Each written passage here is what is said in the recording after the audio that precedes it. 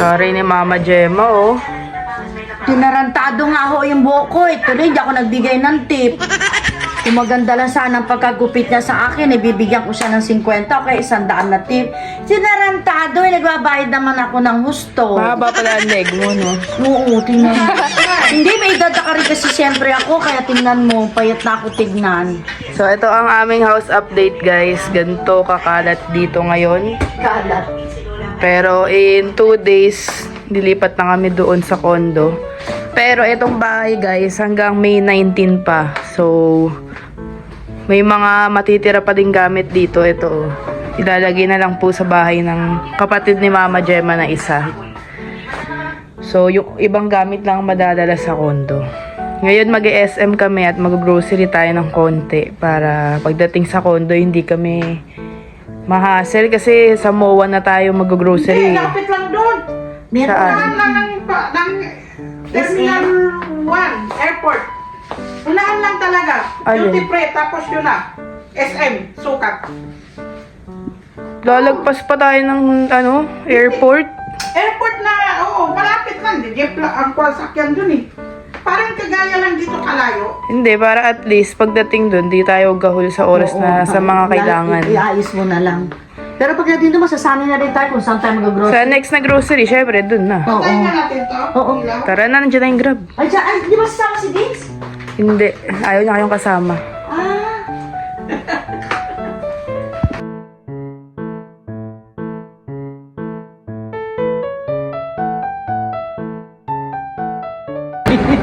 Tapos na kami mag-grocery, guys. Mga sabon panlaba, tissue, mga chips, tsaka mga essentials nandun sa ilalim. So, nag-check din tayo, guys, ng mga organizers. Since wala pa kaming cabinets and drawers ni Dins, ito muna para hindi nakakalat ang mga gamit natin. Check tayo. Doon pa yung iba, oh. Tapos na tayo, guys. Papabox na lang natin. Si Dins nasa bahay. Kaming tatlo lang ang umalis. Ang pangit ng gupit mo, sis.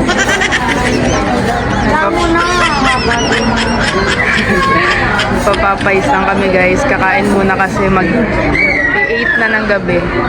Tingnan mo, nakapila siya. Nandun siya sa pasaway talaga to eh. Kalimutan na natin mag-vlog, guys. Tapos na silang kumain.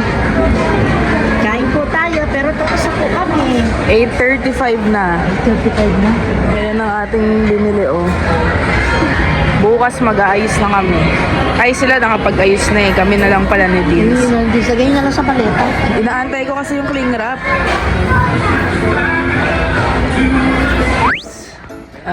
Magto-12 na po ng madaling araw. At bubuksan natin tong dapat sa condo na bubuksan. So, meron pa kaming 2 nights dito sa Santa Mesa, guys, bago tayo lumipat na dun sa condo. And nag-grocery na ako kasi sabi ko, mangangampa pa kami dun. At least pagdating namin dun, may 1 buwan kaming stocks. Kahit next month na tayo mag-grocery, diba? So, hinahanap ko yung pansit na binili natin. So, bumili tayo ng tissue, guys. 5 piraso to. 5 pieces. Para malakas kasi kami mag-tissue, guys. Tapos, hanapin ko lang yung Puro ka chicheryo. oh, guys! Ito yung favorite namin sa ito. Na nawala na. So, Na bumalik. nakakita ako ng ganito sa SM ngayon. Bumili na ako ng 6 pieces. Meron din tayo. Wow. Stick. So, dito na ilalabas, guys, lahat. Kasi, yun lang naman ang lulutuin ko. Isa lang kasi meron pa kami pagkain sa taas. Na-miss ko lang talaga yung lasa niya. Kaya, titikman natin yun. And bukas ng umaga, samahan nyo kami sa saglit na mag-ayos sa kwarto. Kasi upload ko na to ng hapon para medyo updated naman kayo sa amin. Baka sabihin nyo, tinatamad na kami mag-upload. Di naman, guys, kaso lang syempre ang naisip ko baka naboboard na kayo sa vlogs namin kasi more on ganto-ganto lang. Pag nakalipat na kami sa condo, guys, doon na tayo gagawa talaga ng mga maaayos na vlog. For now, kasi guys, medyo madami pa kaming inaasikaso. And Yan, pagtsaga muna kayo sa ganitong vlog natin. So, tara, magluto na muna ako ha. Mamaya na kayo guys ha. Parang galit ka sa guys. Hindi naman sa guys, sa'yo. Mamaya na kayo guys ha. Huwag mo sisihin sila guys. Sama kayo ng sama guys eh.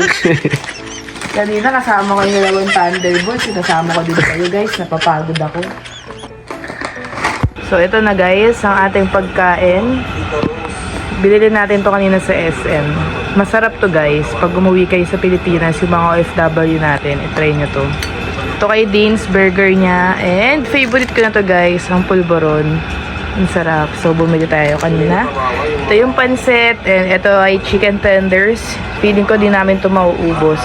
And habang kumakain tayo, manonood tayo kay Kalinga Prab para kahit papano, updated pa rin tayo syempre sa diet. So, kain tayo guys. So, nag-aalis na tayo guys. At 4 na ng hapon. Bukas na po tayo aalis. Kaso lang di tayo makapag-ingi. Tulog ko na isa. May dumalaw sa atin guys. Iniwan muna siya dito. Ito na. 10 p.m. na guys. At dumaan sila dito dahil mag-check kung ano ang mga Ay, sasama din to? dadalhin. O sabi ni ate, dalhin daw. Hmm? Dalhin daw. Pero sabi ni Manit, pagdating Ito yung ibang gamit guys. Oh. Hindi. So ngayon guys, 11 p.m. na, nakaalis na rin sila Kalingap dahil sinundo lang nila si Rosie kasi kanina iniwan po nila dito at umalis sila. Nag-vlog sila, so pinabantay nila kay Mama Gemma. So ngayon mag-aayos na po tayo sa baba. Sa baba na tayo mag-aayos guys kasi kung dito, tas bibit-bitin natin yung box sa baba, mahirapan kami. So samahan nyo ako, mag-ayos tayo at bukas na ang ating lipat serye. So, goodbye na po talaga kami dito sa Santa Mesa and new journey na talaga tayo. Bulol. So, 1 a.m. na guys. Ayan, 1:40 and nag-aayos ako ngayon ng aming mga bagahe or gamit. Dahil bukas, 2 p.m. darating na po yung inarkila natin na L3 para po maghakot ng mga gamit natin. So, itong mga maleta, dadalhin din natin yan, guys. Pero ito, guys, yung mga gamit dito, hindi po yan kasama. Kasi sa tita ko yan, galing Taiwan. So, pag uwi niya po sa May, i-check po muna niya yan kung ano ang mga ilalagay sa kondo at iiwan din yung iba naman sa tita ko na isa, yung kapatid naman ni Mama Gemma. Kasi hindi po magkakasya lahat sa kondo ang mga gamit. So, di lahat madadala. So, mag-aayos muna ako. Update ko kayo mamaya kung ano oras tayo matatapos. Guys, 2:40 na. Di pa rin tayo tapos. So, nagawa ko na tong isang box. Tsaka yung isang box. Tapos na tayo. Ayun yung ibaw. Itong mga maleta kasi kay Dean's. Diyan niya ilalagay yung gamit niya. So, ako nilagay ko na lang sa mga box. So, ito yung grocery natin nung sa SM. Ayan, ito lang ang gamit natin guys. Ito, hindi yan kasama. Kasi i-check pa yan ng tita ko nga. So, ang tagal ni Dean's.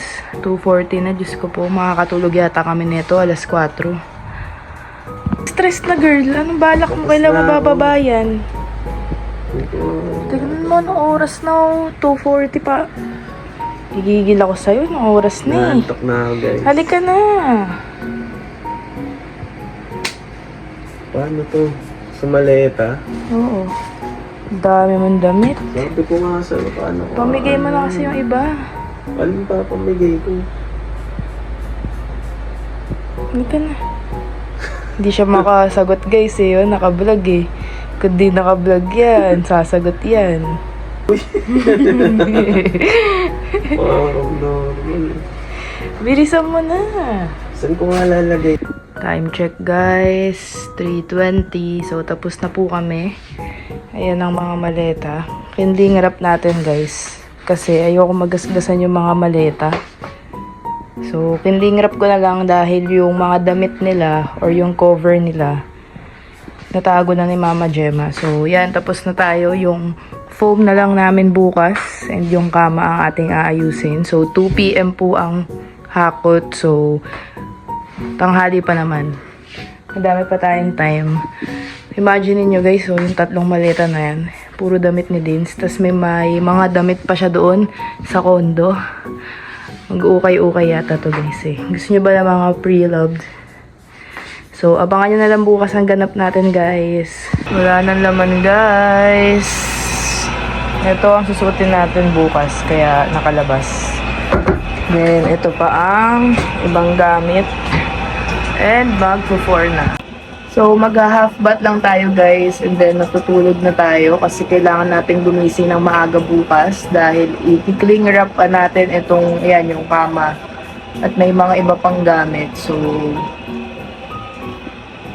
medyo puyat tayo ngayon. Abangan nyo guys. Dahil today, April 26 pa. 26. Yes, Sunday, April 26, makita nyo na po, mapapanood nyo na ang nilipatan namin na condo. So, sa Boss D Fam guys, 7 PM, abangan nyo po ang aming upload today, Sunday.